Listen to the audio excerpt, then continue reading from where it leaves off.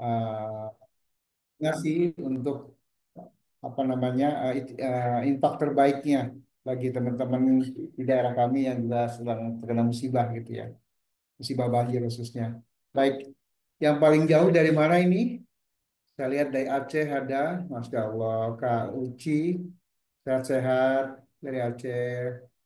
Ada Abi Ilham sedang nyetir di jalan perjalanan ya, rupanya. Oke, dari Jambi, Kak kita, mana lagi nih yang bagi yang nulis namanya bisa saya bacakan ini. Kak Mai dari Jambi juga ya. Masya Allah, Alhamdulillah kita bisa jumpa di uh, layar kaca. Ada lagi Bang Jauh? Paling jauh dari Teluk Naga katanya Om Mirani. Nah, ada orang tweeting nih dari Teluk Naga, Tangerang. Masya Allah. Hadir-hadir. Hadir ya. Siapa lagi yang dari paling jauh nih? Ini Uncle Tom, nah, Bekasi.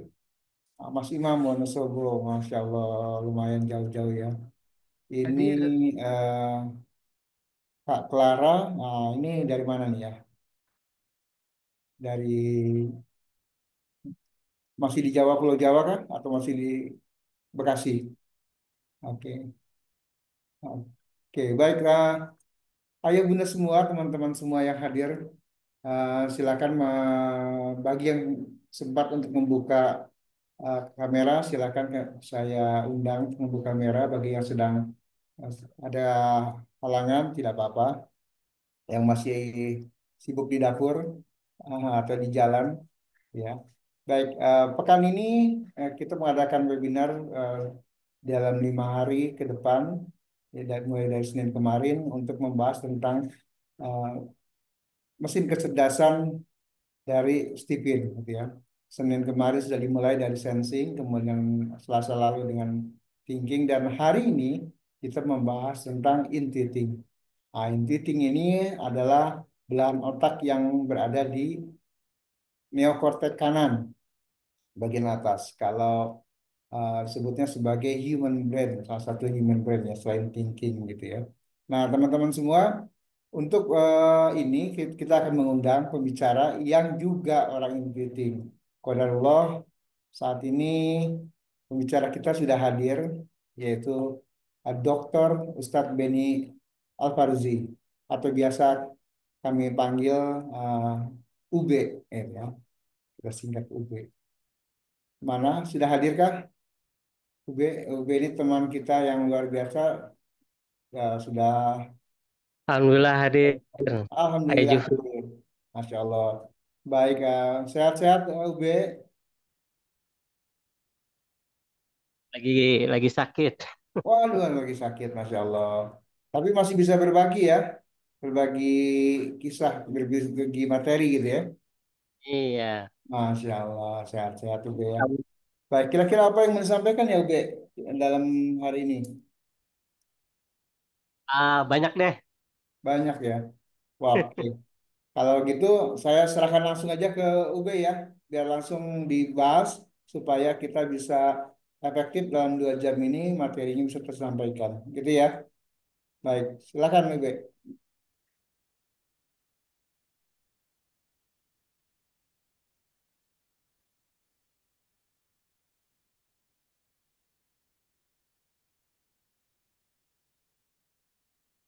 Silakan UB mau menyampaikan materi dengan slide. Oke,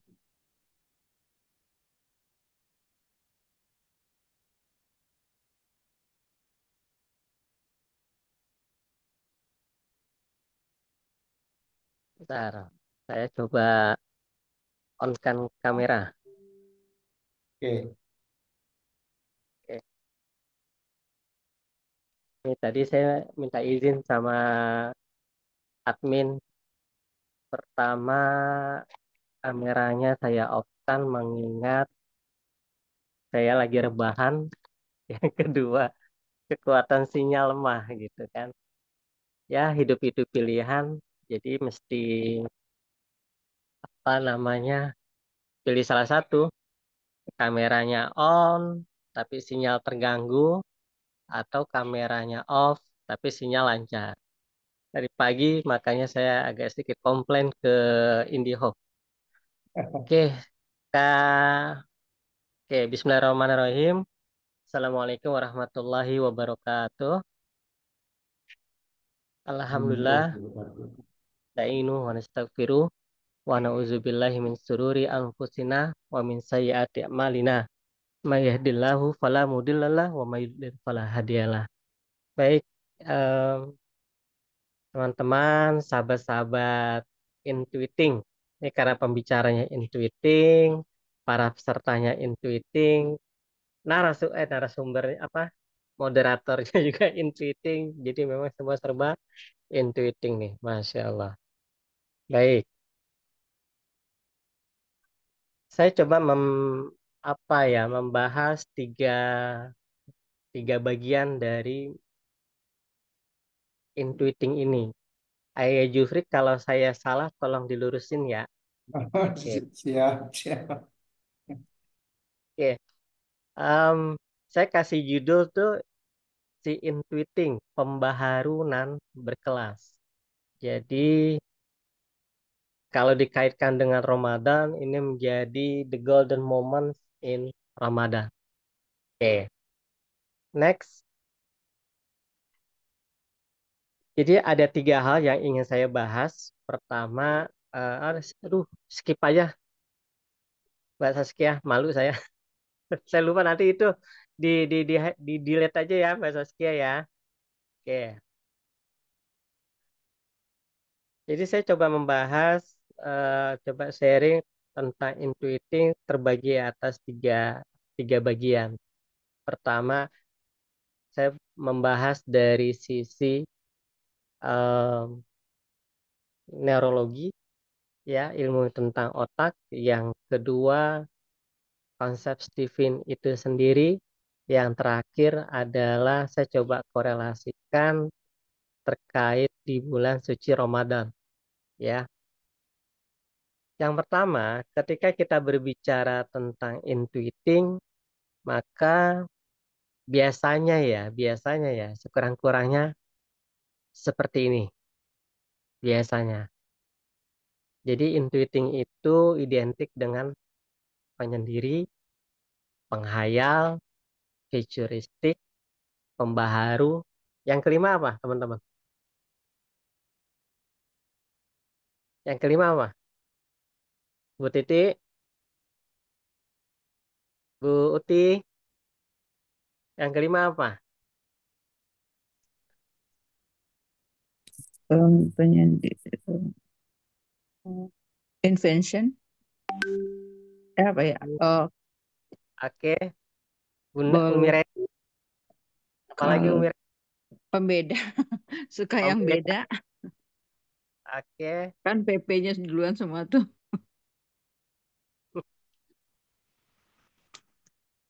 Pak Haji Iin, kira-kira apa? Pak Asep.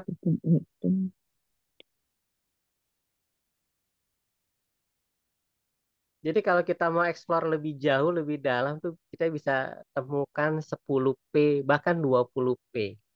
Ya, ada penyendiri, penghayal, futuristik, pembaharu, Pembelajar. pembelajar, peneliti, dan sebagainya. Kan gitu ya. Umi Reni sehat, Umi Reni. Udah lama Sehat, kita. sehat. Alhamdulillah. Ayo dong ke Teluk Naga. Oke, boleh. Kita janjian ya, Japrian ya. Masya Allah. Teman-teman nih, Umi Reni nih, Masya Allah nih, sekeluarga intuiting semua nih. Tapi ada yang satu ya, sensing ya, kalau nggak salah. Enggak, intuitingnya aku sama suami aja. Masa sih bukannya anak empat intuiting semua? 3 sensing. Oh gitu, Masya Thinking Allah. 1. Oh berarti Ustadz Rahmat. Oke, next, Mbak Saskia. Oke, seperti kita ketahui bersama, ada II, ada IE. Intuiting introvert dan ada intuiting extrovert. Ketika kita berbicara tentang intuiting introvert, gitu ya, yang biasanya orang melihatnya itu ansos, ya, antisosial. Terus yang kedua, penghayal. Karena zikirnya itu jikalau, seandainya, gitu ya. Padahal kalau kita lihat dari bawahnya, gitu ya, ini kita pakai pendekatan teori gunung es nih. Sebenarnya intuiting introvert itu dia seorang learner. Learner itu adalah pembelajar. Yang kedua, perfeksionis. Karena memang II itu sangat sangat menuntut kesempurnaan. Oke. Lalu dia punya apa ya, big picture, sebuah gambaran besar, dan ini menjadi sebuah ide-ide yang pada akhirnya memunculkan invention, penemuan-penemuan yang terbaru. Open mind. Jadi sebenarnya di balik mungkin dia terkesan antisosial, pada prinsipnya dia open mind. Yang berikutnya mengutamakan kualitas dan percaya dirinya tinggi. Oke, itu II. Kalau yang intuiting extrovert, next, Pak Saskia. Nah, orang melihatnya itu satu aneh, karena memang perilakunya agak-agak aneh, gitu ya. Makanya anak autis dengan anak intuiting tuh beda-beda tipis. Itulah sebabnya kenapa Profesor Leo Kanner pada tahun 1942 memberikan istilah autis, karena autis dari bahasa Latin auto, yang artinya anak yang hidup seolah-olah di dunianya sendiri. Jadi kalau dalam framing Stephen, ya intuiting, gitu ya. Yang berikutnya adalah banyak maunya. Yes, banyak maunya. Itu yang orang lihat. Padahal orang yang apa di balik itu semua, seorang IE itu adalah dia seorang konseptor. Makanya jadi konsultan tuh oke dia. Saya sukses jadi kepala sekolah, tapi saya jauh lebih sukses jadi konsultan. Oke. Yang kedua, solutif. Makanya jadi seorang konsultan itu dia punya punya bargaining position atau daya tawar sangat tinggi, terutama buat IE, karena mampu memberikan solusi-solusi yang jauh lebih praktis. Nggak terlalu banyak teori. Yang berikutnya pembaharu. Jadi kalau II kan invention, sesuatu yang belum ada menjadi ada. Kalau IE yang ada itu dikemas kembali menjadi sesuatu yang lebih baru lagi, gitu ya. Jadi relate sesuai dengan kebutuhan zaman. Yang berikutnya adalah trendsetter. Jadi memang orang-orang IE itu bisa dibilang apa ya? Karena mungkin penampilannya ciamik, fashionable, akhirnya itu kalau dia berjalan seperti berjalannya di catwalk. Jadi semua mata memandang. Makanya perempuan ya, buat buat wanita yang intuitif, hati-hati. Karena fitnahnya jauh lebih besar dari itu. Karena memang auranya seperti itu. Yang berikutnya adalah, oh kalau bicara ide jago. Karena dia seorang konseptor, makanya ketika bicara ide-ide, usulan-usulan, sebaiknya sharing atau diskusi dengan orang-orang intuiting. Walaupun kalau bicara tataran eksekusi belum tentu ya, gitu ya. Tapi kalau bicara terobosan-terobosan solusi, terobosan-terobosan how to solve this problem gitu,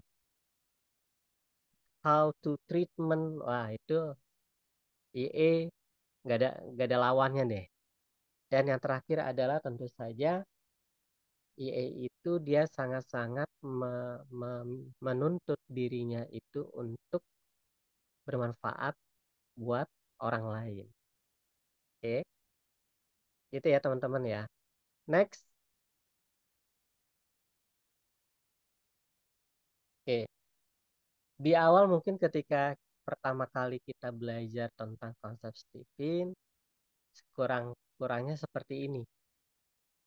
Biasanya kalimat atau prolog yang disampaikan oleh para narasumber, siapapun itu, baik di cabang A, cabang B, cabang C, bahkan oleh SI itu sendiri.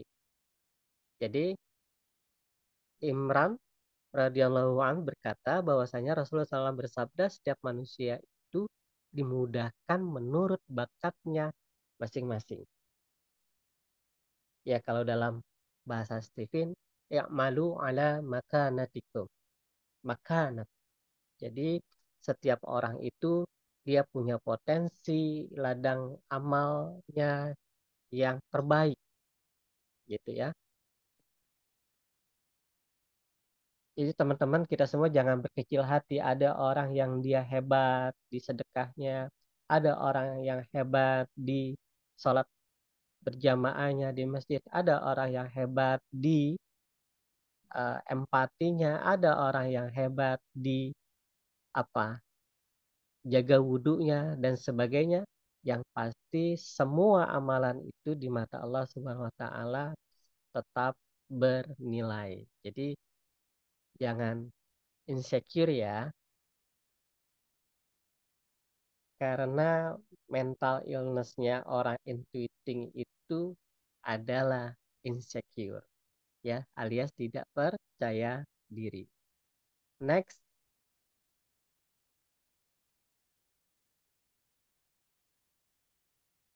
Nah, kalau boleh sedikit saya apa ya, menukil dari surat Al-Imran ayat 101 ya, karakter intuiting itu ada dalam ayat Al-Qur'an. Jadi masing-masing karakter MK, sensing, thinking, intuiting, feeling, dan insting itu ada.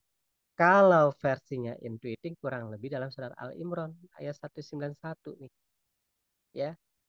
Jadi secara terjemahan, secara maknawiyah dari ayat ini, dia menjelaskan tentang orang yang senantiasa membayangkan segala sesuatunya setiap saat. Gitu ya. Next. Nah, kata kuncinya kita pegang tuh, membayangkan segala sesuatunya setiap saat. Ya kalau dalam bahasa ilmu neurologi atau neuroscience, dia punya kehebatan dari sisi kecerdasan visual spasial atau kecerdasan daya ruang. Oke, kita lihat di sini teman-teman. Kalau kita belajar tentang teori triune brain, strata otak, kan strata otak manusia itu ada 3. Ada otak yang dikenal ilahiyah, ada otak insania, ada otak reptil. Oke, otak reptil itu dia berada di otak tengah dan pada akhirnya di batang otak. Otak reptil inilah yang membuat manusia dengan hewan tidak ada bedanya.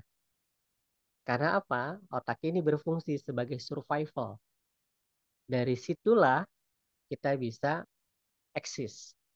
Dari situlah kita bisa bertahan hidup, berkembang biak, dinamis, dan sebagainya. Otak insania yang dikenal dengan cerebellum, otak kecil. Nah, otak kecil inilah yang menjadi pilihan yang menjadi kita melakukan take action. Oke. Ada namanya otak yang berikutnya, yang paling atas, yang dikenal dengan neokortex. Inilah yang disebut dengan otak ilahiyah. Di mana itu berkorelasi positif dengan hal-hal yang sifatnya terkait tentang masalah-masalah ketuhanan. Ya, apapun agamanya, semua hal yang terkait tentang ketuhanan berada di wilayah neocortex brain atau otak besar. Jadi teman-teman sekalian, otak besar itu kan ada 4 ya, yang kita kenal dengan lobus. Ada lobus frontal, parietal, occipital, dan temporal. Lobus frontal itu dia punya fungsi intelektual. Dia berada di bagian, ya kalau bahasa Stephen itu neokorteks kiri atau otak kiri bagian atas. Nah, itu miliknya orang thinking. Ingat aja frontal, frontal. Makanya orang intuiting orang thinking suka frontal, ya, kritis, suka nyuruh tapi nggak mau disuruh. Nah, itu ke wilayah-wilayah frontal, lobus frontal, karena dia fungsi intelektual. Ada lobus parietal, ya. Kita bilangnya kalau di Stephen itu, ya, ini wilayah apa?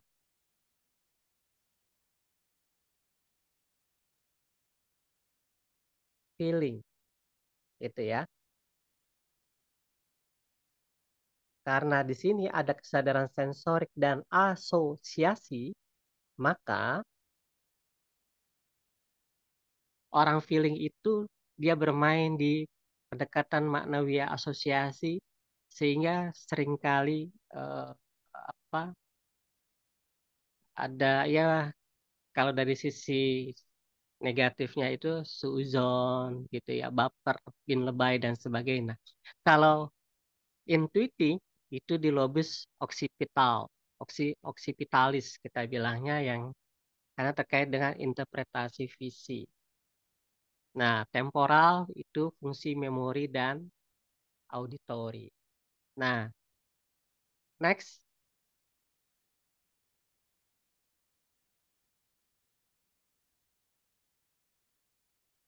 Yang menarik adalah, yang menarik adalah em, orang intuiting ini, ya, ketika berbicara tentang hormon oksitosin atau hormon cinta, di mana diproduksi di bagian otak yang namanya hipotalamus, oke, itu sangat sedikit atau sangat kecil sekali. Jadi kebalikannya kalau feeling, hormon oksitosinnya itu banyak, bahkan berlebih, ya. Kalau intuiting, hormon oksitosinnya atau hormon cintanya itu sangat sedikit atau kecil. Itulah yang pada akhirnya kalau dilihat dari tampilan perilaku orang intuiting itu suka penyendiri, ya, menghayal, nggak mau bergaul sama teman karena lebih kepada sisi hormon oksitosinnya yang sedikit. Oke. Yang menariknya adalah hormon oksitosin itu dia berhubungan dengan kelenjar yang namanya hipofisis. Oke. Kelenjar hipofisis itu dia larinya kemana? Ke payudara, ke rahim, sama ke alat kelamin. Oke. Nah, ini ada kaitannya dengan bahasa cinta. Itulah sebabnya kenapa orang feeling, dia bahasa cintanya adalah word of affirmation. Kalau orang intuiting tidak, dia physical touch.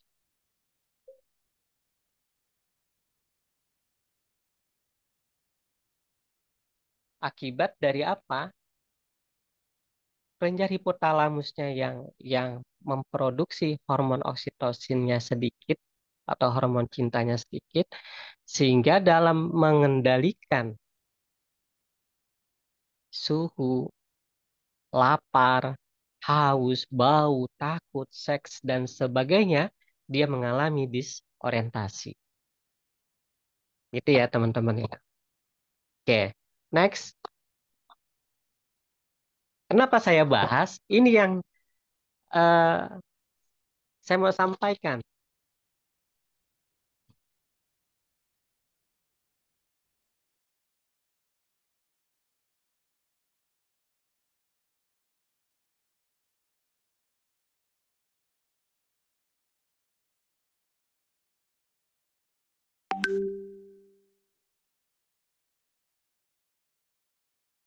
Oke, next.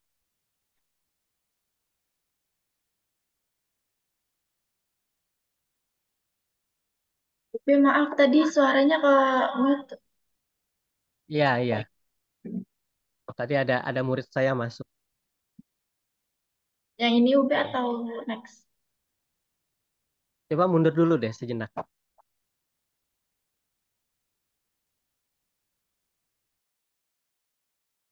Mundur dulu sejenak. Oke, berarti next.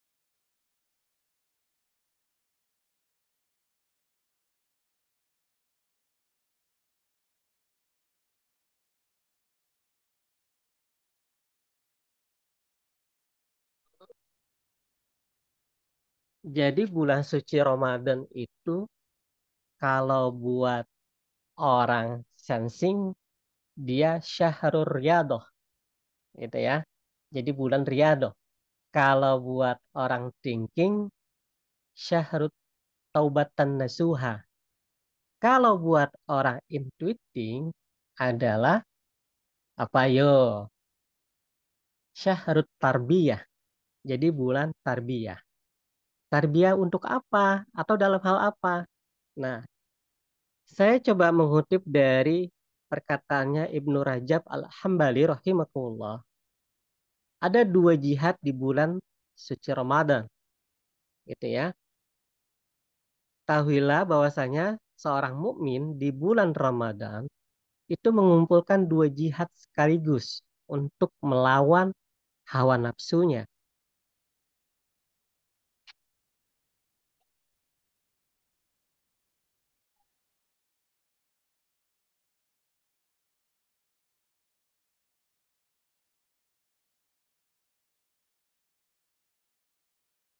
Berjihad di siang hari dengan berpuasa, terus malamnya berjihad tarawih.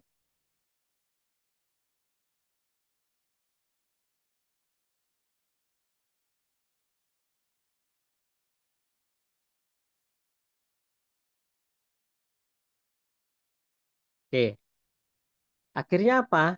Maka barang siapa yang mengumpulkan dua amalan jihad ini, menunaikan haknya dan bersabar dalam menjalaninya, maka dia akan meraih pahala penuh tanpa perhitungan. Itu ya.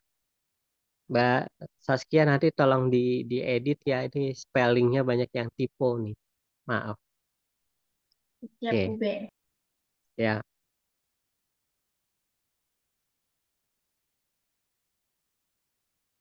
Oke, next.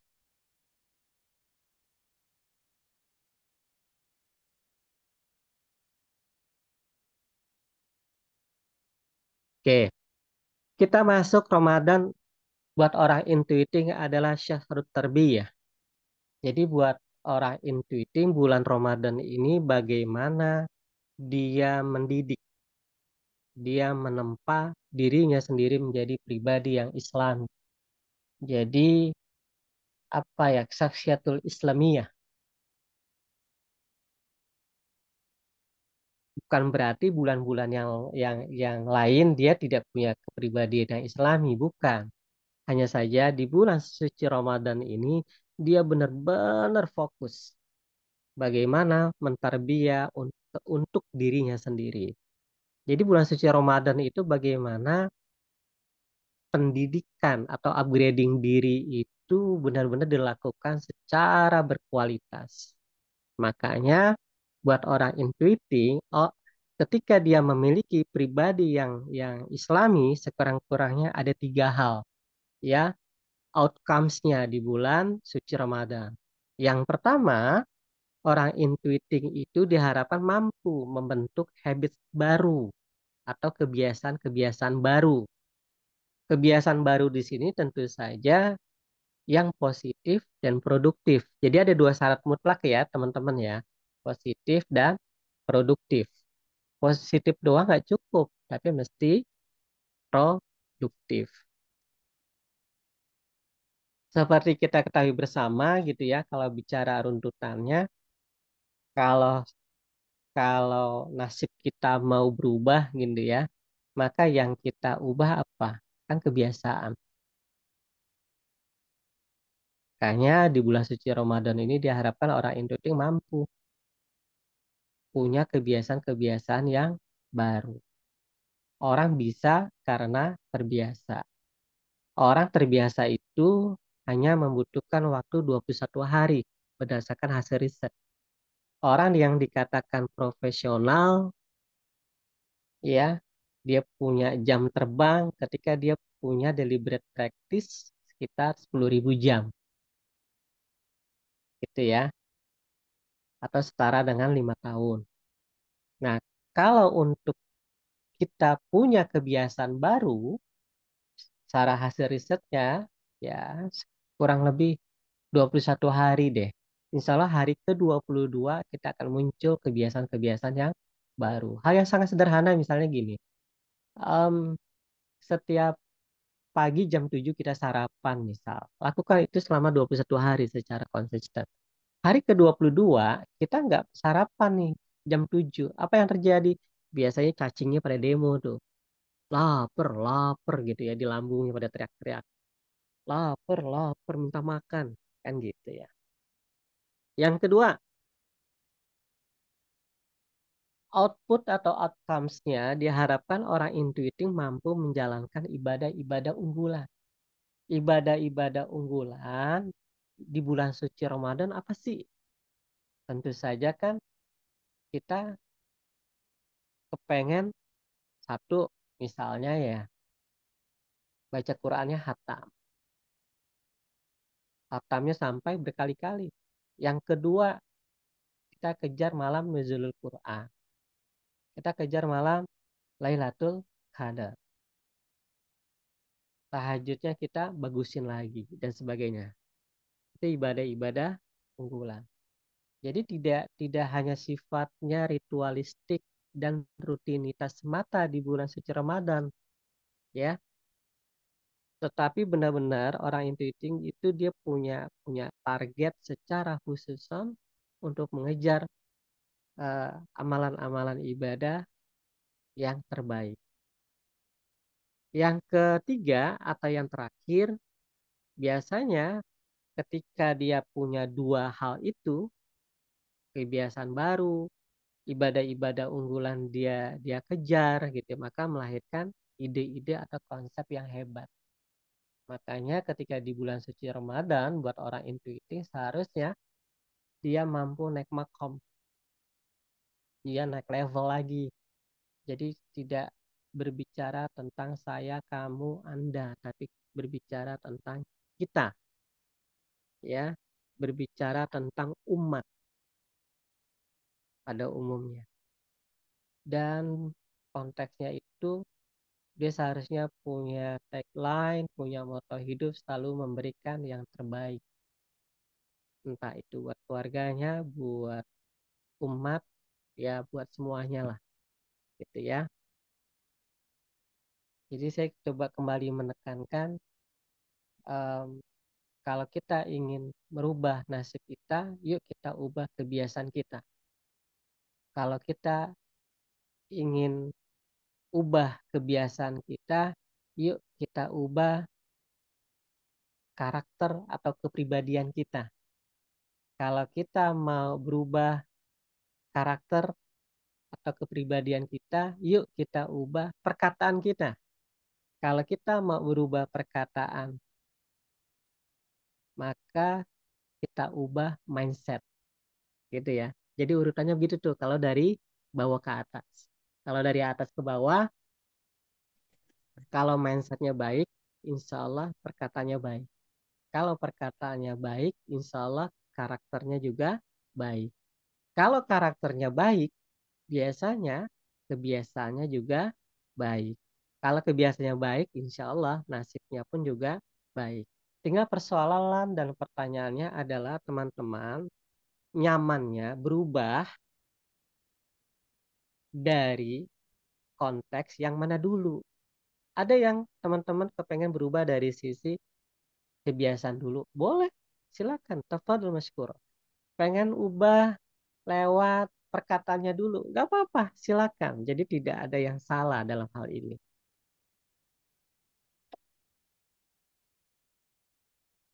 Itu ya.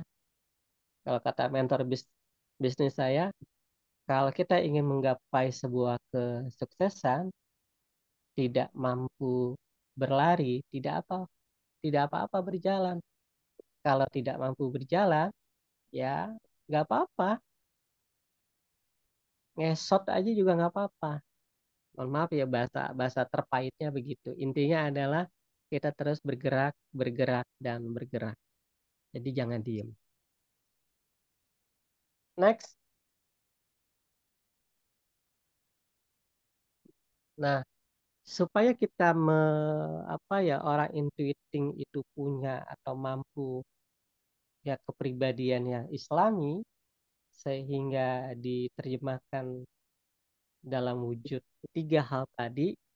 Kalau bicara kalibrasi ya, kali kalibrasinya gitu, maka orang IE ya bisa selipkan aktivitas menonton sesuatu yang disukai yang bisa menghasilkan hasrat serta inspirasi. Tentu saja film-filmnya adalah yang berbau Islami, yang mampu memberikan inspirasi, yang mampu memberikan atau menjadikan diri kita jauh lebih baik lagi, yang mampu membuat kita menjadi manusia yang baru, gitu ya, tanda kutip. Yang berikutnya, next.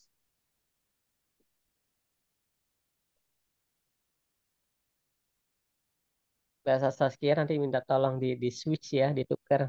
Jadi introvert dulu, II dulu baru IE. Oke, maaf tadi buat buat slide-nya pagi sekitar jam 10-an kejar tayang.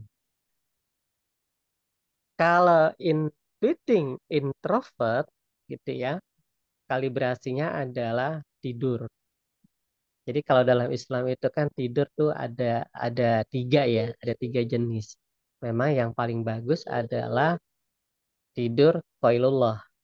Itu ya, itu pun Rasulullah SAW dan beserta para sahabatnya sudah mencontoh itu. Tidur qailullah itu tidur gamma, tidurnya kucing. Tidur gamma itu maksudnya gimana? Nah, gelombang otak manusia itu kan ada empat ya, alfa, beta, gamma, theta. Gitu ya, alfa, beta, gamma, theta. Nah, qailullah itu tidurnya gamma. Gamma, alfa itu tenang, beta itu fokus, gamma itu adalah semangat, fresh. Jadi ketika kita tidur qailullah, maka ba'da dari tidur itu insya Allah kita akan jauh lebih fresh. Fresh dari sisi apa kejernihan otak kita sehingga kita jauh lebih melihat segala persoalan utuh dan komprehensif gitu ya, fresh dari sisi badan, tenaga, pikiran dan sebagainya. Itulah sebabnya kenapa banyak di negara-negara seperti Cina, Jepang, bahkan di negara-negara Skandinavia itu mengadopsi tidur qailullah. Bahkan dulu saya pernah bergabung di salah satu SD di Tangerang, termasuk sekolah elit juga intinya. Jadi setiap di Depok juga waktu itu. Jadi pada zuhur tuh selepas anak-anak sholat zuhur berjamaah, jadi kita tidur dulu sebentar. Oke, next.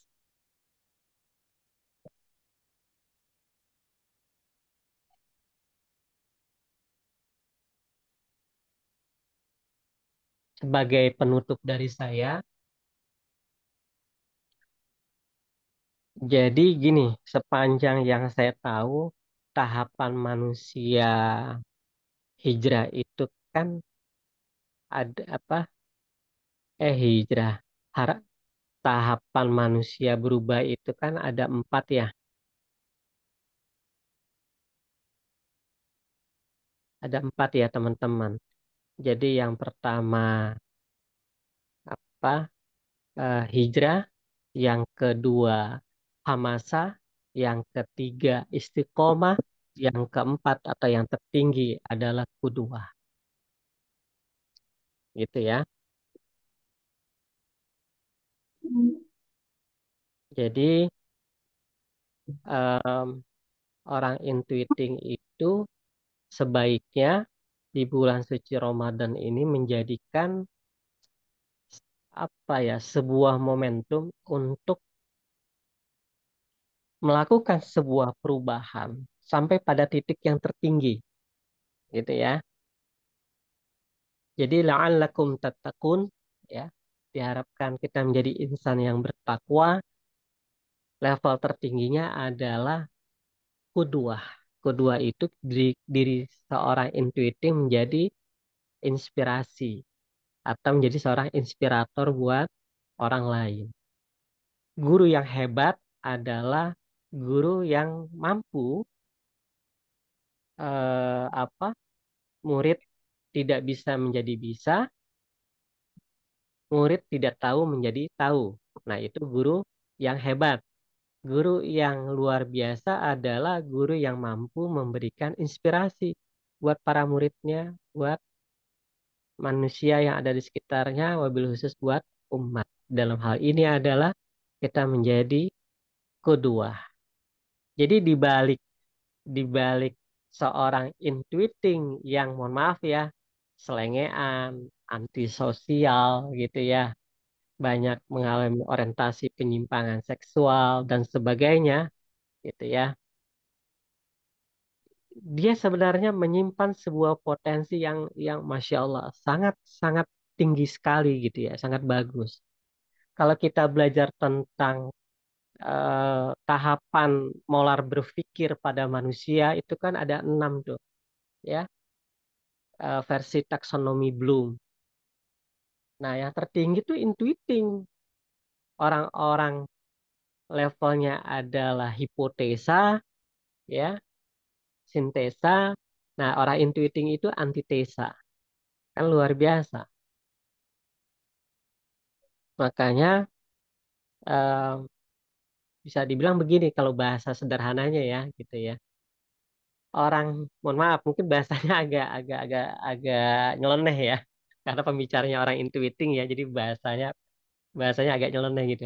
Kalau orang sensing, ya, orang sensing, kalau lapar dia on. Tapi kalau orang intuiting, kalau lapar dia pinter gitu, cerdas dia.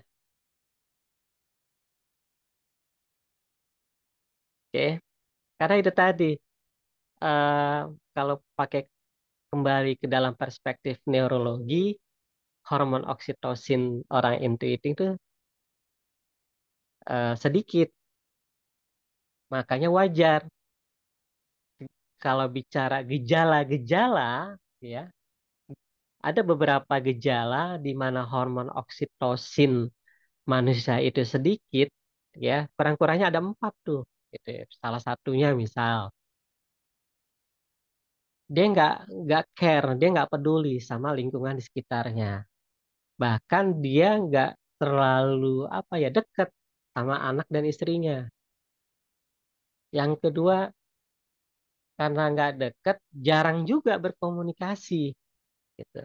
Yang ketiga, hati-hati Karena gejala autisma itu seperti seperti itu adanya gitu. Makanya anak-anak autis itu hormon oksitosinnya dia sedikit ya, teman-teman ya. Terus yang berikutnya adalah gampang stres, gampang insecure, tidak percaya diri gitu ya. Karena memang kan di situ titik-titik kita nih kelemahannya. Makanya dengan apa namanya di bulan suci Ramadan ketika kita saum ya berpuasa di mana sel-sel kanker itu menjadi hilang, sel-sel penuaan dini menjadi apa ya, menjadi terbaharui gitu ya. Karena memang manusia yang paling awet muda ya intuiting gitu ya. Jadi kalau teman-teman misalnya ketemu saya gitu ya dari 5 tahun yang lalu, 10 tahun yang lalu, ya begini-begini aja wajahnya gitu. Ya mungkin awet muda, mungkin awet tua juga, begini-begini aja lah intinya. Oke.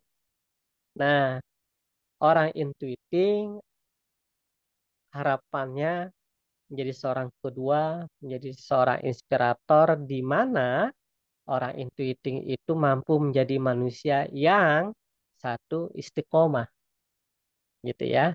Jadi istiqomah itu level yang ketiga. Ada hijrah, ada hamasah, ada istiqomah, dan ada kedua. Istiqomah itu apa? Yaitu kondisi keimanan seseorang yang stabil. Nah, kurang lebih definisinya itulah terjemahannya. Yang kedua, dia mampu memberikan manfaat untuk umat. Makanya kalau orang intuiting jadi pembicara, dia pasang tarif, mohon maaf ya, jangan-jangan intuiting KW itu. Jadi orang-orang intuiting itu kalau misalnya ngisi seminar, ngisi workshop, jadi pembicara, saya sarankan jangan pernah deh pasang tarif gitu ya. Udah ada syukur, nggak ada ya nggak apa-apa gitu. Intinya kita berbagi aja. Yang namanya rezeki, insya Allah justru ketika kita melakukan seperti itu, ya itu mestaku, semesta mendukung. Itu ya. Yang ketiga adalah menjadi contoh dalam kebaikan, ya, menjadi contoh dalam kebaikan. Makanya teman-teman tahu nggak istilah Steveners? Steveners itu yang mengatakan siapa? Orang intuitif. Itu karena apa? Orang intuitif itu strength setter. Jadi ketika dia punya pakaian, ketika dia punya statement, ketika dia punya style, ketika dia punya apa gaya hidup gitu ya, dia punya pola hidup, itu semuanya menjadi trendsetter. Oke, makanya em, lagi-lagi di bulan suci Ramadan itu selama 30 hari ini, yuk saya ingin mengajak wabil khusus buat saya pribadi menjadi seorang intuiting yang mampu kita menterbiah diri kita sendiri sehingga hari demi hari kita lebih baik lagi. Oke, next Mbak Saskia, ada lagi enggak? Oke, itu saja yang saya bisa share kali ini. Mudah-mudahan bermanfaat. Kalau ada kesalahan lahan dan kekurangan silakan. Terima kasih banyak Ayah Jufri, eh, Afwan. Assalamualaikum warahmatullahi wabarakatuh. Waalaikumsalam warahmatullahi wabarakatuh. Terima kasih Ube, Masya Allah. Tambahan informasi bagi kita ya, teman-teman semua mengenai MK Intuiting gitu ya. Nah, mungkin ada yang mau bertanya, boleh ya Ube ya, Boleh. teman-teman yang Oke, silakan teman-teman yang mau bertanya. Kita berikan waktu, kita ada waktu kurang lebih sekitar 20 menit. Oke, silakan bagi yang ingin bertanya, kita bisa sampaikan mungkin.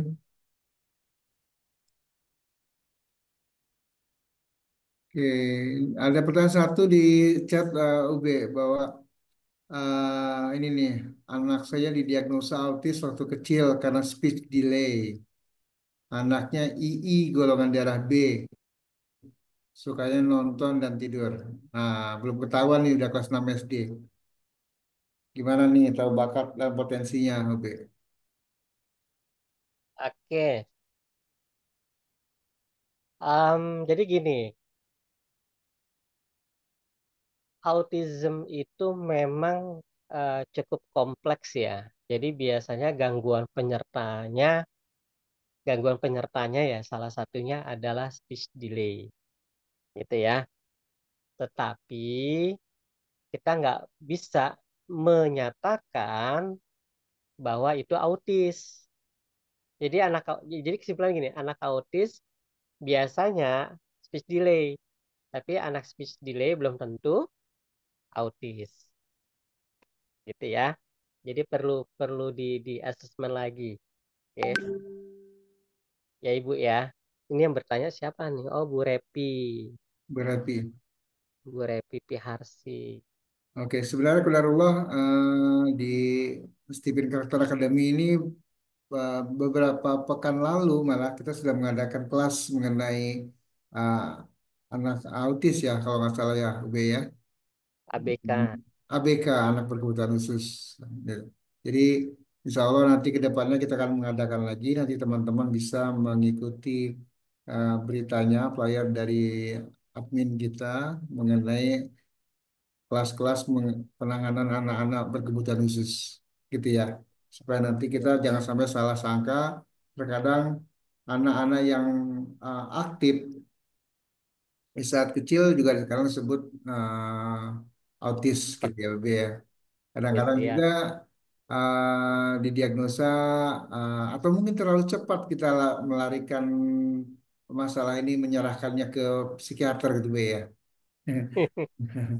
Mungkin ada Pakai baiknya kita coba dulu dengan metode lain yang lebih aman tanpa obat-obatan ya dengan cara tes Lipin ya. Supaya kita bisa paham kira-kira memang beneran ABK kah atau tidak anak kita gitu. Gimana kira-kira Be? Iya, makanya sejak saya kenal konsep Stephen tahun 2013, saya jauh lebih hati-hati lagi dalam menegakkan diagnosa. Ya, karena anak sensing itu hampir sama dengan anak ADHD. Sensing itu kan aktif ya, sama anak hiperaktif pun juga aktif. Cuman yang membedakannya kan kalau anak hiperaktif atau anak ADHD, dia aktifnya merusak. Anak Hmm. sensing kan tidak. Yang kedua, anak thinking. Anak thinking itu dia agak-agak mirip dengan anak ADD atau gangguan konsentrasi. Pelanga pelongo kan gitu ya. Eh, Padahal yang membedakannya adalah kalau kalau anak thinking, pelanga pelongo atau slow respon, bukan isi kepalanya zong, bukan, tapi karena kebanyakan mikir. Kebanyakan mikir. Hal yang contoh sederhana misalnya gini, ketika lagi dibagiin kelas ujian misalnya. Rudi, sini sayang, kemari gitu. Nah dia diem, nggak langsung merespon gurunya gitu. Karena apa? Ini anak thinking ya. Karena ketika dipanggil seperti itu, dia berpikir tuh, aku dipanggil ke situ ngapain ya? Berapa lama ya? Gitu. Nah, anak Asperger itu beda-beda tipis dengan anak feeling. Karena anak Asperger itu kan dia punya ciri khas yang sangat-sangat apa ya, menonjol lah bisa dibilang. Ada suara-suara yang melengking tinggi. Nah, anak feeling pun seperti itu. Karena baper bin lebay kan.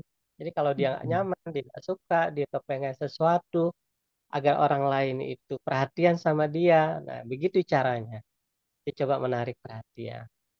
Ada terakhir anak PDD-NOS. Anak PDD-NOS ini beda-beda tipis dengan insting. Insting kan serba bisa ya. Semuanya ada. Sensing, thinking, intuiting kan feeling ada ya. Serba 50%. Nah, sama ada anak PDD-NOS juga begitu. Ciri khas autisnya ada, Aspergernya ada, hiperaktifnya ada, semuanya juga ada. Nah, waktu itu saya sempat share tuh ketika di workshop ya, workshop ABK tuh beberapa hari yang lalu. Jadi kalau mau lihat anak PDD-NOS itu nonton aja film Mr. Bean. Nah, Mr. Bean tuh di film di filmnya itu tuh benar-benar karakter PDD-NOS itu, perilaku PDD-NOS itu kelihatan banget. Nah, Mr. Bean itu sendiri, Rowan Atkinson itu ABK sebenarnya. Oke. Iya, anak saya kan SI ya, UB ya. Waktu umur 3-4 tahun yang dulu tuh sempat didiagnosa oleh psikiater tuh, psikolog tuh katanya eh, ada ADHD atau apalah karena dia kalau memegang mainan tuh fokus gitu ya. Dipanggil-panggil sama dokternya sehingga harus melalui terapi-terapi berkali-kali katanya. Qadarullah ketika kita sambil berjalan menemukan konsep Kevin, kita nggak lanjut nih psikiater. Gimana tuh Be ininya sebenarnya? Ke psikolog kali, bukan psikiater. Ya psikolog. Ya, sebenarnya nggak ada masalah juga sih, Ayu Jufri, selama kita sebagai orang tua punya semacam seperangkat treatment, bukan seperangkat alat kawin ya, seperangkat nikah ya bukan, tapi seperangkat treatment yang bisa kita berikan ke anak-anak kita ya why not gitu ya, karena satu, sehebat apapun terapis, yang paling hebat adalah orang tuanya. Sehebat apapun psikolog, sehebat apapun ahli, yang paling hebat adalah ayah bundanya. Jadi kalau kita punya itu ya kenapa tidak? Yang kedua, kami para expertise atau para ahli hanya berhak memberikan masukan, saran. Yang terpait adalah judgement atau diagnosa. Tetapi keputusan final adalah di tangan kita sebagai parents. Itu Ayah Jufri. Oke, berarti yang sebenarnya mudah dituduh karena petik gitu ya, tuduh ABK itu atau autis itu adalah orang intuiting ya, UB ya. Kita serupa tidak sama. Serupa tulis sama. Oke. Ini pertanyaan berikutnya nomor 2 nih di kolom chat. Anak intuiting memang kalibrasinya tidur, tapi kalau ini yang tidur itu II ya. Kalau II itu Hmm, nonton kan. Tapi kalau sering tidur waktu pembelajaran, nah ini gimana nih caranya Be, memotivasinya? Oke, jadi gini, anak intuiting tidak akan pernah tidur. Saya ulang ya, anak intuiting tidak akan pernah tidur jika satu, proses KBM-nya itu bisa ditebak. Ya, kalau teman-teman pernah nonton film judulnya Knowing, aktornya itu Nicolas Cage. Jadi Nicolas Cage ini dia punya kemampuan mampu melihat ya 5 menit kemudian gitu. Karena saking hebatnya dia dipakai oleh agen FBI untuk menemukan bom yang dipasang oleh teroris. Nah, kehebatan anak intuiting begitu sebenarnya. Jadi ketika dia berbuat salah misalnya, dia ditegur sama gurunya, ditegur sama ayah bundanya.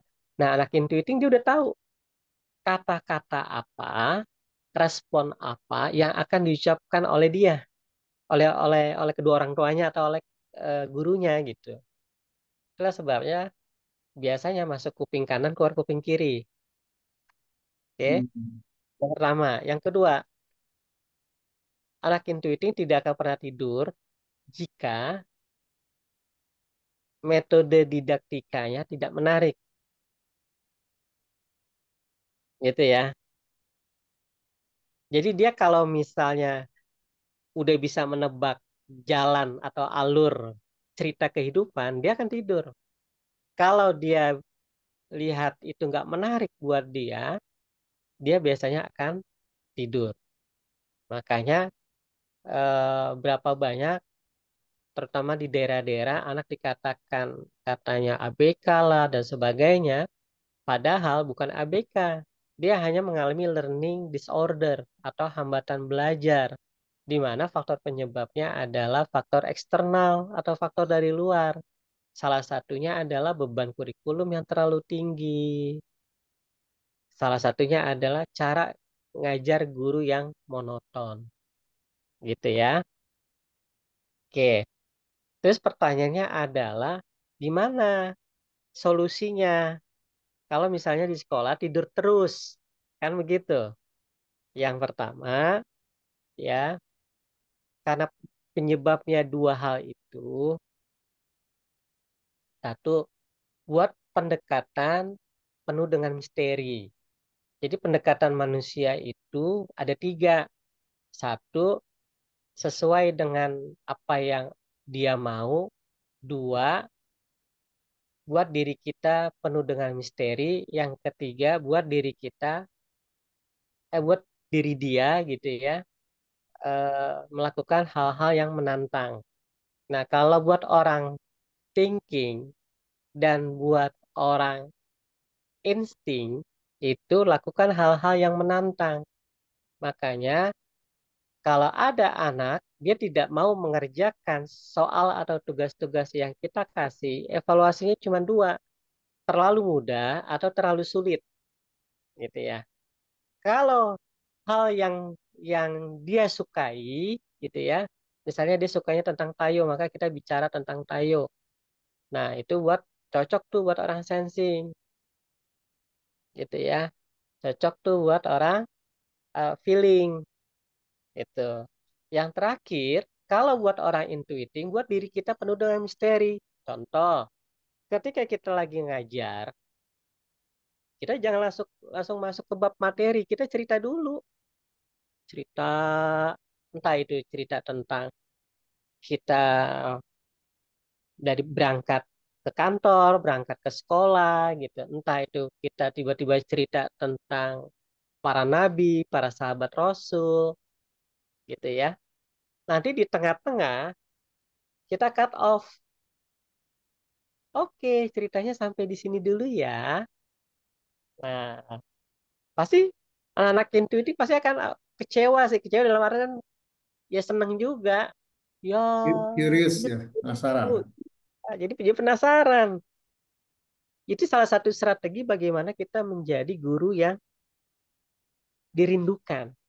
Kamu mau lanjut lagi? Iya mau lanjut lagi, Miss. Mau lanjut lagi, Ustazah. Oke, kalau mau lanjut lagi, besok ya. Sekarang waktunya buka buku matematikanya halaman 8. Gitu, ya. Solusi yang kedua. Solusi yang kedua, coba deh jadi guru itu atau kita ketika jadi orang tua lagi ngajarin dia ya, kita pakai pernak-pernik yang apa ya?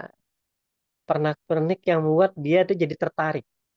Entah itu tiba-tiba kita jadi guru ya, tiba-tiba datang pakai baju adat, tiba-tiba kita datang pakai baju tentara misalnya gitu, atau kita pakai pin ya, atau kita pakai kalung. Pokoknya sesuatu yang membuat tuh, ini apa ya?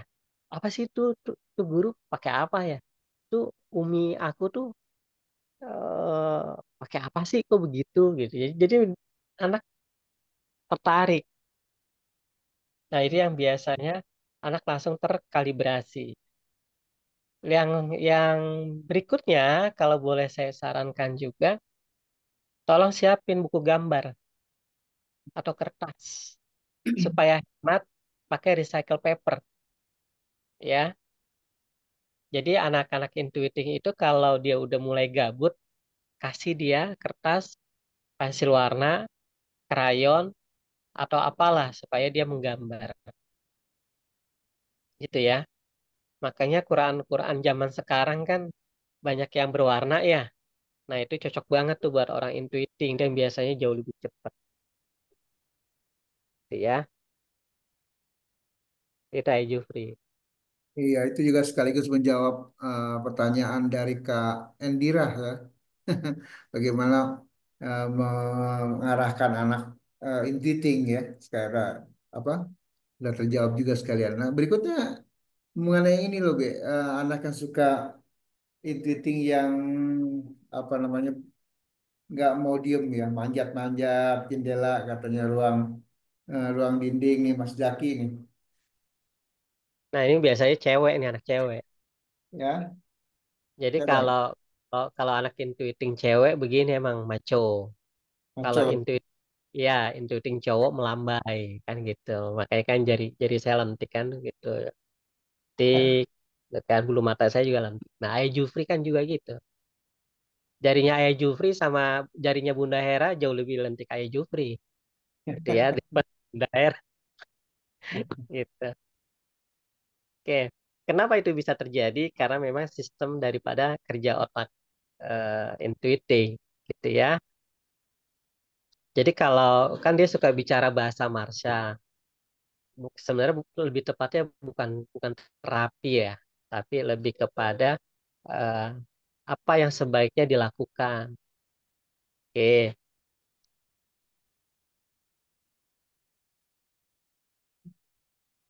Oke, terus kemudian ada satu lagi nih, Be, terakhir mungkin.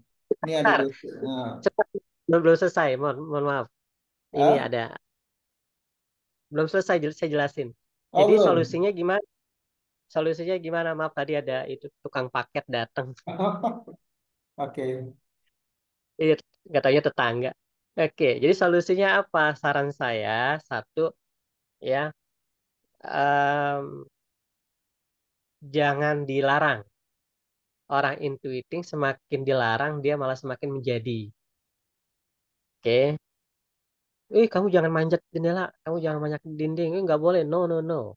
Nah, nggak pas. Kecuali kalau memang misalnya udah membahayakan banget.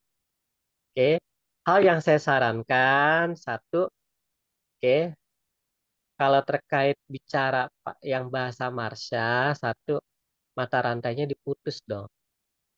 Artinya apa? Nonton film film Marsha and the Bear itu jangan terlalu sering. Oke, satu.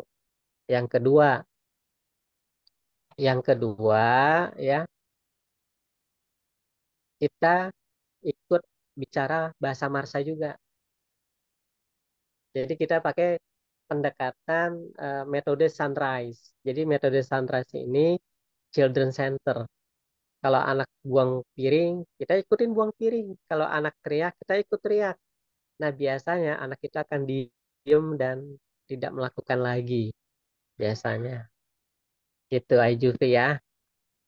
Oke. Ya, sama Bu. Saya apa Bu Gita ya. Saya juga dosen Bu. Kalau lagi bimbingan skripsi, tesis, ya bukan mahasiswanya yang ngantuk Bu. Ya, sayanya yang ngantuk. Makanya kalau boleh saya usul Bu, kalau boleh saya usul, ya, ketika mau bimbingan, ya, para mahasiswanya itu em, apa jurnal ilmiahnya atau skripsi atau tesisnya itu dibuat pakai ini mind mapping, ya Bu ya, mind mapping. Terus kalau syukur-syukur dibuat berwarna dan ada gambarnya. Di samping kita mengajarkan para mahasiswa kita itu kreatif, gitu ya. Yang kedua, mengajarkan para mahasiswa kita juga imajinatif, oke? Sehingga apa? Pada akhirnya ketika dia mahasiswa kita jadi orang, tanda kutip ya, entah dia duduk di pemerintahan atau di mana gitu ya, dia punya sisi-sisi terobosan terhadap permasalahan umat. Manusia itu kan dia punya tiga ciri tuh. Ya, ada fitrah dasar manusia. Satu, divergen. Divergen itu artinya berbeda. Dua, curiosity, keingintahuan. Yang ketiga adalah imajinasi, yang akhirnya berkorelasi dengan kreativitas. Ya, makanya negeri kita tuh mohon maaf gitu ya. Kita tuh miskin dengan sisi-sisi imajinasi dan kreativitas yang positif ya dan produktif. Karena terlalu banyak wadahnya kotor gitu ya, wadahnya kotor, sehingga banyak orang-orang yang berilmu di negeri ini dia tidak alim. Padahal seharusnya orang yang berilmu adalah orang yang alim gitu. Jadi ada ilmu, ada alim gitu ya. Jadi inputnya adalah ilmu, outputnya adalah orang yang alim. Nah, di tengah-tengah itu ada proses. Prosesnya ini tuh yang kita kenal dengan adab. Ketika kita adab-adabnya bagus, maka wadahnya juga bagus. Nah, wadah ini adalah proses, ya. Contoh halnya begini, susu sapi, susu soya, susu kambing, itu kan sehat ya, bagus buat tubuh kita. Tapi saya meyakini teman-teman pasti nggak mau minum. Kalau itu semua, ya gelasnya, wadahnya, mohon maaf ya, kotorannya masih ada, ya masih ada di wadahnya. Pasti teman-teman nggak mau minum. Kenapa? Jijik gitu ya. Susu yang tadinya yang saya sebutkan tadi ya, susu kambing, susu sapi gitu kan, susu soya yang tadinya bagus, akhirnya karena tercampur dengan kotoran, apa yang terjadi? Nilai manfaatnya ya berkurang. Jadi banyak orang dia menuntut ilmu tapi wadahnya kotor. Akhirnya percuma. Dia tidak menjadi seorang yang alim. Makanya ada sebuah kitab tuh judulnya Ta'limul Muta'alim, yaitu kitab yang membahas tentang bagaimana adab-adab orang yang menuntut ilmu. Gitu. Itu ya Bu dosen ya, Bu Gita ya. Thank you. Oke. Tidak ada lagi pertanyaan, sepertinya UB cukup sekian mungkin hari ini. Terima kasih sudah meluangkan waktu, walaupun dalam kondisi kurang sehat ya. Assalamualaikum. Ah, ah. Oh, ada pertanyaan tuh. Oh, ada pertanyaan lagi.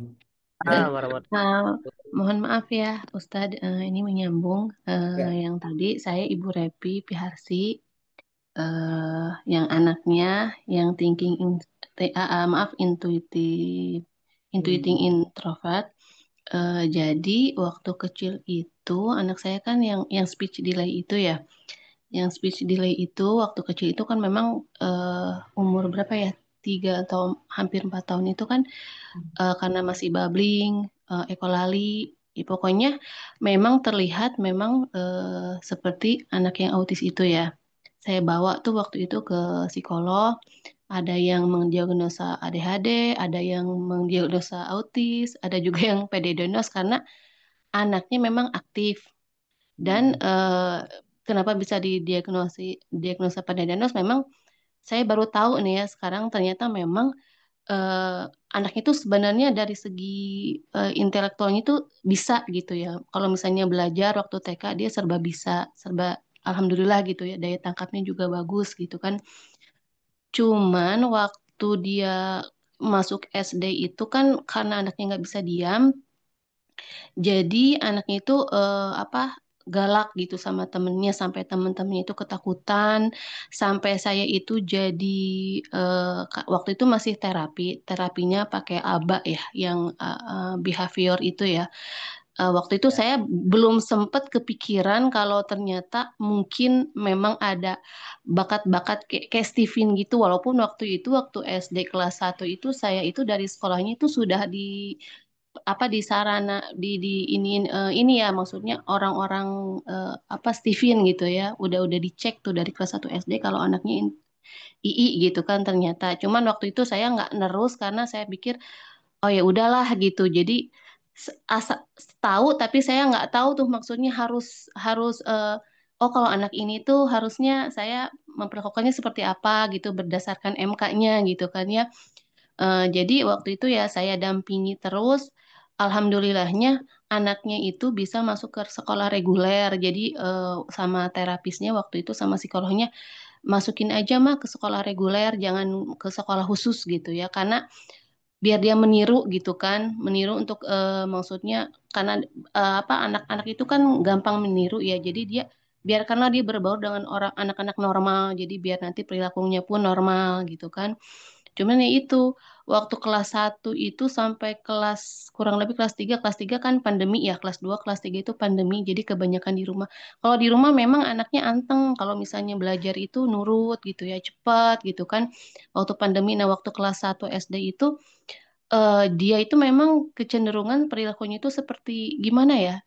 Ya gitu, kalau misalnya mungkin dia mau nyapa tapi mukul kayak gitu kan. Jadi ya Oke, Bu. pokoknya masih. Pertanyaannya, Ya, pertanyaannya gini. Nah, pas udah kelas 4 SD itu kebetulan kodarullah ya, anaknya cepet ini, cepet udah puber gitu, udah balik gitu kan. Nah, pas udah balik itu perilakunya itu yang tadinya nggak bisa diem, terus mukul-mukul temen, dia tuh udah mulai berpikir mungkin ya.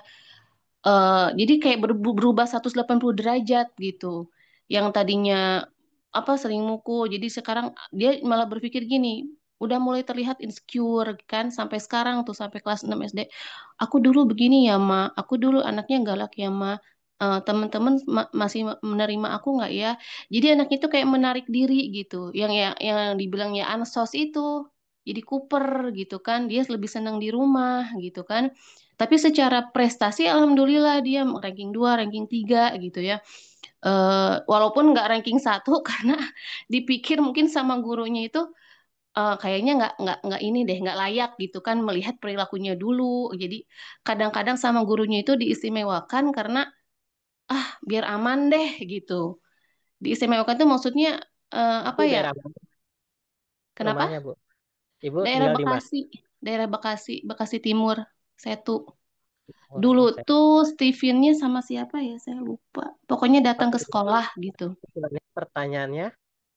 Ya itu, jadi saya tuh sekarang tuh bingung. Jadi dari Oke. sosialisasinya, saya bilang, ayo Lana main keluar, cari teman, kayak gitu kan. Terus juga untuk metode belajarnya sih, anaknya sih nurut-nurut aja ya.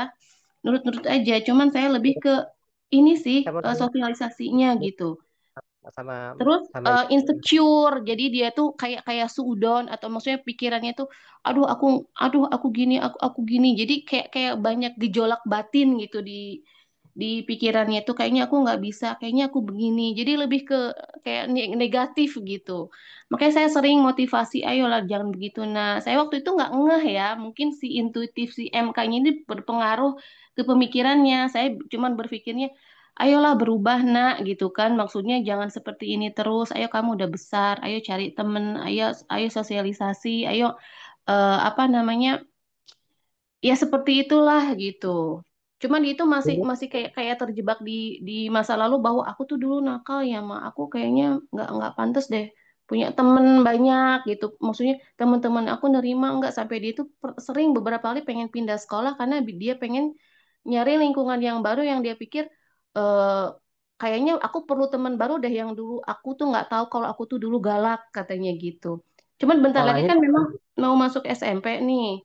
SMP-nya kan Hmm, pindah ya lingkungannya gitu. Terus dia bilang, iya Ma, tenang aja, ntar aku SMP aku cari temen baru deh katanya. Yang nggak tahu kalau dulu aku galak katanya kayak gitu. Jadi anaknya memang gimana ya? Kalau saya ngelihatnya mungkin karena saya dulu melihatnya dia dulu didiagnosis autis, jadi saya juga berpikirnya ya udahlah gitu ya, mungkin dia memang berbeda dari anak yang lain yang kebanyakan yang sebaya sama dia gitu kan. Anak yang lain kan kalau misalnya ngomong, memang ngomongnya juga masih terbatas sekarang pun gitu. Jadi masih seperlunya kalau ngomong. Terus kayaknya susah untuk mengeluarkan, mengekspresikan diri itu untuk ngomong banyak itu, untuk mengeluarkan kata-kata tuh susah. Sampai dia bilang, aku susah mau ngomong itu harus ngomong gimana. Dia pernah ngomong kayak gitu, gitu. Jadi ya itu saya makanya pas tadi di awal dibilangin bahwa ternyata apa di ditengarai bahwa kemungkinan II itu seperti anak autis, saya langsung ya Allah gitu kan. Makanya saya bilang kan di depan Masya Allah ternyata mungkin memang ada korelasinya dengan MK ini gitu. Cuman kan saya baru ngehnya sekarang ya, baru sadarnya sekarang gitu. Jadi yang saya tanyakan ya itu sih untuk sosialisasinya, terus minat dan bakatnya juga belum ketahuan, ditanya juga anaknya masih susah gitu kan. Terus kayaknya banyak ganjalan hati gitu, kayak pikirannya itu kayak penuh, tapi susah untuk mengungkapkan dengan kata-kata, kayak kayak aku susah mah ngomongnya gitu. Pernah dia bilang seperti itu gitu. Jadi ini anak saya nih yang anak yang bontot yang ketiga, tapi kayaknya yang paling saya susah gitu, yang paling jadi PR saya ini, aduh saya tuh sampai kepikiran itu. Saya kan thinking ya, thinking introvert gitu ya. Untuk sementara kan yang saya tahu ternyata ibu thinking itu seperti yang saya selalu ajarkan sama anak-anak, jadi detail. Kalau misalnya mau ulangan tuh saya tanya gitu kan. Ini nih ayo nak kita tanya-tanya sama mama yuk, tanya jawab kayak gitu. Tapi anak-anak saya yang sensing, yang satu lagi thinking memang bisa ngikutin gitu ya. Nah, yang intuiting ini saya kayaknya PR banget gitu ya. Saya harus gimana gitu ya, cara cara cara ngajarin dia atau cara memotivasi dia seperti itu. Terus pengen ngebuka gitu, maksudnya pikirannya itu seperti apa sih yang dia bilang dia susah untuk dia ungkapkan ke saya, kok saya susah ngomongnya ya mah gitu, pengen tahu gitu, maksudnya benar-benar penasaran saya tuh gitu, seperti itu Ustadz. Sudah, Bu? Iya. Mohon maaf ya Ustadz kepanjangan, Nah, nggak karena apa-apa. saya penasaran gitu. Oke, kalau kalau Iya. penasaran, kan giliran saya yang bicara. Iya. Oke, Oke, yang oke, pertama, makasih. saya mau tanya, ya, ada 5 pertanyaan. Pertanyaan yang pertama, itu dulu di terapi apa aja selain ABA?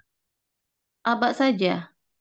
Abak Hmm, saja, dan waktu itu sempat saya dietkan karena kan saya nggak mau ke psikiater, karena kalau ke psikiater kan biasanya dikasih obat anaknya. Jadi saya ke psikolog waktu itu, terus ke psikolog itu disarankan untuk diet yang diet GFSF CF ya, yang free, gluten free, kasein free, dan apa satu lagi oke. tuh.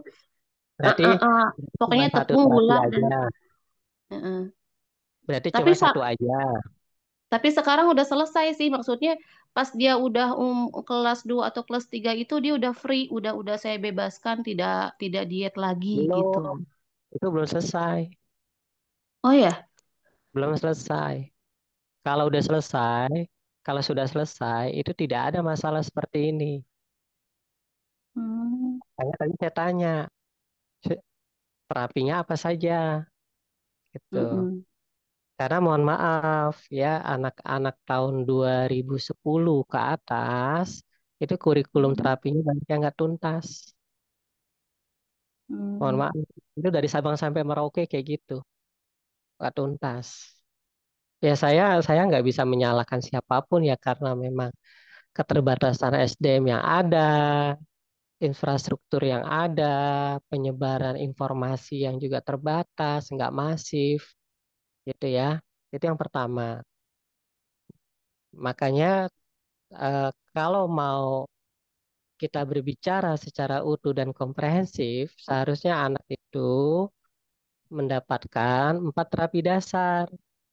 Terapi perilaku, ya, metode ABA. 2, ada terapi wicara. Ada terapi sensori integrasi. Yang keempat, ada terapi okupasi. Oke, oke, alhamdulillah anak mama behaviornya sudah bagus, gitu kan? Tapi kan mm. tiga, tiga variabel lainnya kan bermasalah. Nah, itu yang belum tuntas. Tapi Itu waktu pun itu, mohon maaf terapi Ustadz, perilaku, itu pun mm, terapi perilakunya, ya. Saya juga mau nanya pertanyaan yang kedua, mm, udah masuk level apa? Basic, intermediate, atau advance? mm. Tapi waktu itu kata psikolognya katanya abahnya itu udah mencakup ya. Kalau abah itu dia udah dapat wicara, dapat sensor integrasi, dapat okupasi juga gitu. Kalau untuk level saya kurang paham ya, karena waktu itu udah stop tuh waktu di pandemi, udah nggak terapi lagi. Tapi dia udah sampai kalau diajak bicara itu udah nyambung, terus udah percakapannya seperti orang biasa gitu dia jawabnya gitu. Jadi mungkin ya waktu itu sih tidak di ini lagi, saya bilang waktu itu sama terapisnya sama psikolognya, Ibu cukup ya Bu. Cukup nggak Bu kira-kira? Udah kayaknya ini mah udah bisa dilepas gitu. Jadi ya udah, jadi saya tinggal di Maksudnya kalau sekarang pun kalau sehari-hari sih sama temennya sih bergaulnya sih cuman mungkin lebih pendiam kalau di kelas apa menyendiri seperti itu. Tapi Nah, untuk ngikut belajar ya bisa gitu maksudnya. nah, sebenarnya jawabannya sudah ada. Mm, Kenapa bisa seperti itu gitu kan? Karena ada variabel yang paling basic dia belum kuasai, yaitu kemampuan komunikasi. Bicara mm, mungkin iya sudah, tapi kemampuan komunikasi belum. Makanya, mm, jadi gini, kalau bicara terapi, semua terapi itu ada semua di dalam terapi perilaku, dia ada bicara, ada sensori, ada okupasi. Betul. Di dalam terapi wicara pun juga ada terapi perilaku, sensori, dan okupasi. Intinya terapi itu tidak ada yang berdiri sendiri. Hanya saja mm. semua proporsinya itu yang apa prosentasenya memang agak lebih besar gitu ya. Oke, saya mau nanya lagi yang ketiga, Bu. Punten ya. Iya, iya. Yang ketiga, secara secara apa toilet training dia udah bisa. Sudah, sudah Oke, pokoknya kalau kalau dilihat dari ininya udah tinja udah udah kelas bisa, nyabuk udah bisa, Kenapa? melakukan istinja sudah bisa atau cebok Sudah, sudah. ketika cukup udah bisa bersih itu ya. Mm-mm. Oke, pertanyaan yang keempat, Bu. Mm-mm. Pegang pensilnya gimana? Kenapa? Pegang pensilnya bagaimana? Pakai tangan kiri. Enggak, maksudnya bisa dia. Kidal, bisa kidal dan kalau makan kalau ini pernah saya bilang misalnya Enggak, nulisnya motong-motong. bagaimana? Nulisnya bagaimana? Bisa. Iya, pakai pakai tangan kiri, kidal, tapi khusus untuk nulis Saya ya. tidak permasalahkan itu. Maksud saya, tulisannya terlalu besar, terlalu kecil, atau tipis. Oh, kalau saya Sobek lihat enggak? sih normal. Kalau saya lihat sih normal aja tulisannya. Oke, Mm-mm. pertanyaan yang kelima, yang terakhir. Iya, Bisa merangkak, merayap, berguling, koprol. bisa. Berguling bisa ya, koprol bisa. Oh, harus dicoba mungkin ya anaknya. Ah, Ini gitu. boleh saya ini ya tulisannya mungkin. Oke, Mm-mm. jadi Biar saya gitu, biar Bu. ini. Kalau boleh ya, saran saya, nggak usah muluk-muluk. Pertama, ya, Ini tulisannya seperti ini, Ustadz.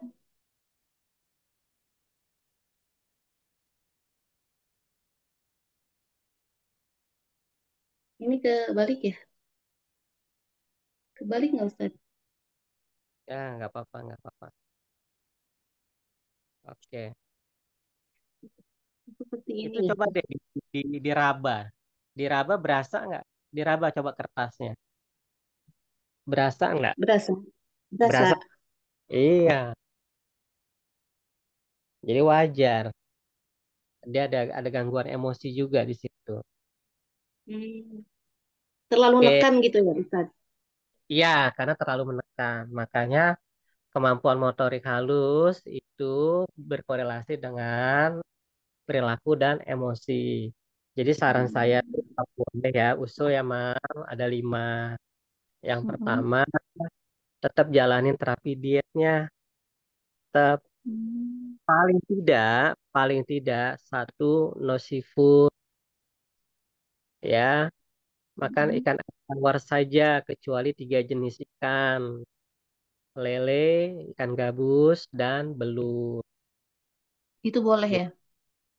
boleh dicatat silakan. Jadi dia boleh makan ikan air tawar kecuali ikan gabus, belut, dan lele.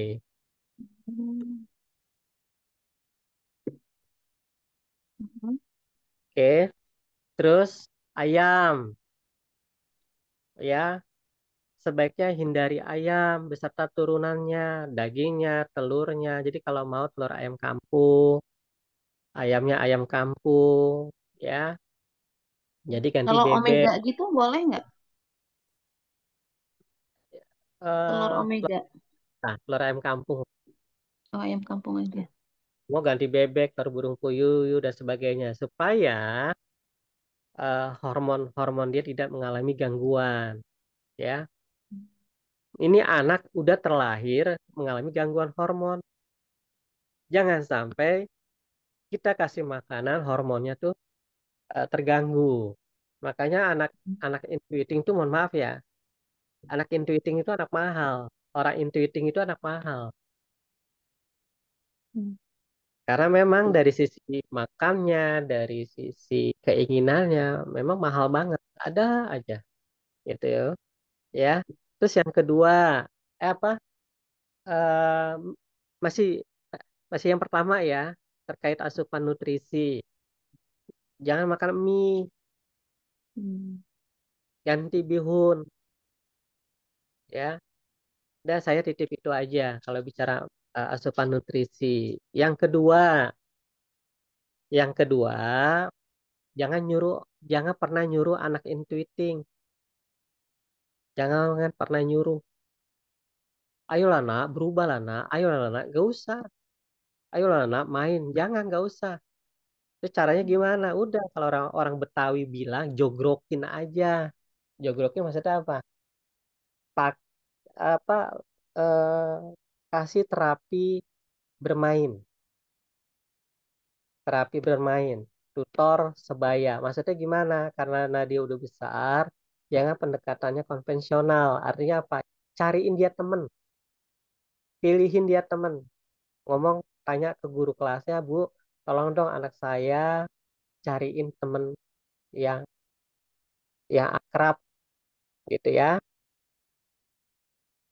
Jadi jadi syaratnya tiga, temennya itu satu secara akademik nilainya bagus, yang kedua secara emosi udah mateng, yang ketiga peduli sama anak kita. Anak kita pun juga suka sama temennya ini. Oke, yang ketiga Bu, ya yang ketiga sering-sering jemur, kena sinar matahari. Jadi orang intuiting tuh ya supaya hormon oksitosinnya itu banyak, sebaiknya berjemur di pagi hari, gitu ya. Yang keempat, yang keempat, orang intuiting itu kan dia bagus tuh kalau nulis, ya. Wah, orang itu tuh kalau ngomong memang agak-agak belepetan. Gitu. Saya juga speech delay, baru bisa bicara usia 9 tahun dulu. Nah, apalagi IE itu kan mendaratkan kata ya. Jadi suruh dia, minta tolong dia untuk satu, 3A lah misalnya, 3A. Dia bisa nulis di buku diary-nya. Jadi ya terkait unek-unek, aktivitasnya yang dia sudah lakukan, tulis. Iya, Atau udah yang kedua, pernah sih. Udah pernah tulis saya pantun, kasih, nulis saya puisi. beliin jurnal gitu ya. Ayo nak, kalau kamu misalnya memang nggak mau cerita, kamu mama beliin jurnal ya, beli buku diary. Cuman saya nggak tahu ya waktu itu karena dia ngomong gini, kalau misalnya aku nulis di buku diary, mama boleh baca nggak? Dibilang, ya kalau dikasih baca, mama baca. Tapi kalau nggak dikasih, mama nggak bakalan baca gitu. Dan saya juga nggak tahu dia masih masih suka nulis atau enggak gitu di buku diarinya juga mungkin dia umpetin di mana gitu. Makanya Ustadz, kalau misalnya boleh, boleh nggak sih saya baca gitu ya? Ya minta izin sama dia. Izin. Kalau Ya nggak ketiga, diizinin, ya tulis ya. Kalau dia nulis mungkin udah bosan, nulis puisi juga udah bosan. Yang ketiga gambar, nggak hmm, apa-apa. Gambar. Insya Allah gambar itu juga akan merepresentasikan isi hati atau kejiwaan dia, gitu ya. Oke, oke. Kurang-kurangnya itu aja Bu. Oh ya terakhir, udah bisa naik sepeda belum? Roda dua. eh, ke sekolah tiap hari pulang pergi naik sepeda. Oke, berarti udah bisa Sekarang sepeda malah roda. minta, sekarang malah minta mama karena teman-temannya udah pada bisa naik selis, naik motor, boleh nggak aku belajar motor? Boleh, tapi sama abang, saya bilang. Karena mamahnya kan nggak bisa, nggak bisa ngajarin, jadi gitu. Tapi dia memang pakai sepeda, dia pulang pergi ke sekolah karena sekolahnya dekat. Memang sengaja saya dekat sekolahnya karena waktu itu sekolahnya kan itu inklusi ya, yang terdekat dan maksudnya karena waktu kecil itu kan dia kan susah ya, sementara saya mobilitas terbatas gitu, jadi saya bolak-balik jadi shadow teachernya dia gitu di kelas gitu. Kalau Oke, sekira-kira gitu. oke, good, sip. Oke, terima kasih Ube, Oke, panjang lebar sekali ini. jazakallah khairan. Oke, ini masuk ke sesi konsultasi malah ya. Baik. Nanti Panjang. eh, iya, nanti bisa ikuti kelas-kelas dengan tim dari Mas Stephen Carter Academy ya Bu ya. Kita ada kelas-kelas mengenai anak-anak ABK dan anak-anak yang berkebutuhan khusus ya.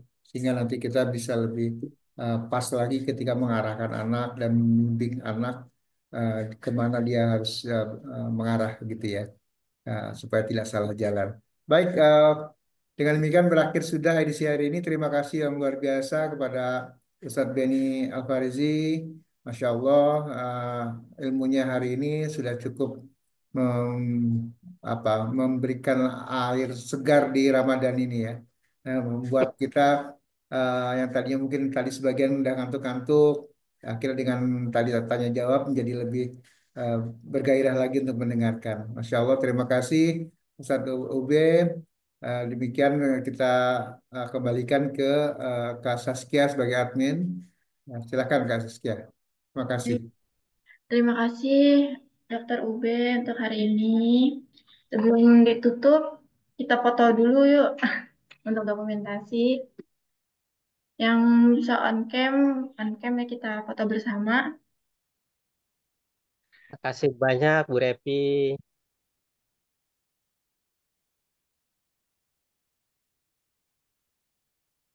Oke, Ayo silakan. yang Silakan Kak Saskia, foto.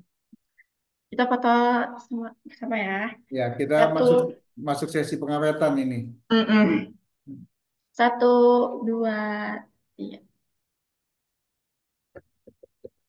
Baik, sekali lagi saya mau ucapkan terima kasih untuk Dokter Ube, narasumber hari ini. Alhamdulillah ilmunya sangat bermanfaat banget dan semoga bisa diaplikasikan untuk sehari-hari. Terima kasih juga Ayo Jupri sebagai moderator hari ini. Untuk teman-teman semua, terima kasih juga udah ikut sampai di edisi Intiting ini di hari ketiga. Bisa banget nih di-share flyernya ke teman-teman semua, ke kerabat, keluarganya, dan saudara-saudaranya untuk bisa ikut di webinar selanjutnya yaitu edisi feeling dan edisi insting. Bisa hubungi nomor admin nih. Dan juga tadi sebanyak yang nanya-nanya ya. Untuk selanjutnya bisa banget kalau misalnya butuh konseling, mentoring, coaching, dan terapi bisa banget hubungi nomor admin. Nanti admin akan memberikan informasi untuk BM Stephen Karakter Academy yang insya Allah juga bisa untuk konseling, mentoring, coaching, dan terapi bisa juga di Solver Hera. Ya, nanti saya infokan untuk selanjutnya gimana. Baik, sebelum ditutup, terima kasih sebanyak untuk hari ini, Dr. Ube, Ayah Jupri, dan teman-teman semua. Kita tutup dengan baca doa penutup majelis. Subhanakallahumma wa bihamdika asyhadu an la Asyhadu an la ilaha ilaha illa illa anta anta astaghfiruka astaghfiruka wa wa atubu atubu ilaik. ilaik. Terima kasih semuanya untuk hari ini. Kita lanjut di sesi feeling dan insting besok ya. Terima Baik, kasih. Terima Assalamualaikum. kasih, Terima kasih Assalamualaikum warahmatullahi semuanya. wabarakatuh. Mas Jupri. Terima Assalamualaikum warahmatullahi wabarakatuh. kasih. Terima kasih semuanya. Terima kasih semuanya. Saya tutup ya. Satu, dua, tiga.